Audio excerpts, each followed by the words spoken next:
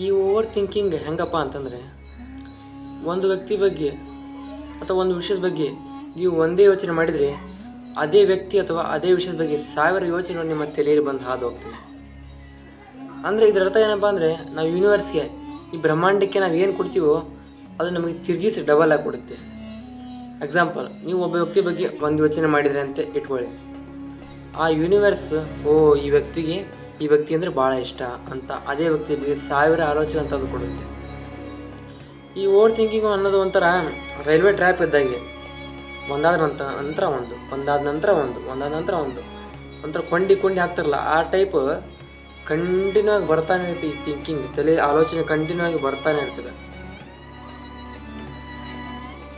ಈ over thinking ನಾವು stop ಮಾಡ್ಬೇಕಂದ್ರೆ ಮೈಂಡ್ಫುಲ್ನೆಸ್ ಪ್ರಾಕ್ಟೀಸ್ ಮಾಡಬೇಕು. ಇದಕ್ಕೆ ಪರಿಹಾರ ಏನಪ್ಪ ಅಂದ್ರೆ ಮೈಂಡ್ಫುಲ್ನೆಸ್, ಚೈತನ್ಯಪೂರ್ವಕವಾಗಿ ಕೆಲಸ ಮಾಡ್ಲಿಕ್ಕೆ ಸ್ಟಾರ್ಟ್ ಮಾಡಬೇಕು. ಪ್ರತಿಯೊಂದು ಕ್ಷಣವನ್ನು ಅನುಭವಿಸೋಕ್ಕೆ ಸ್ಟಾರ್ಟ್ ಮಾಡಬೇಕು.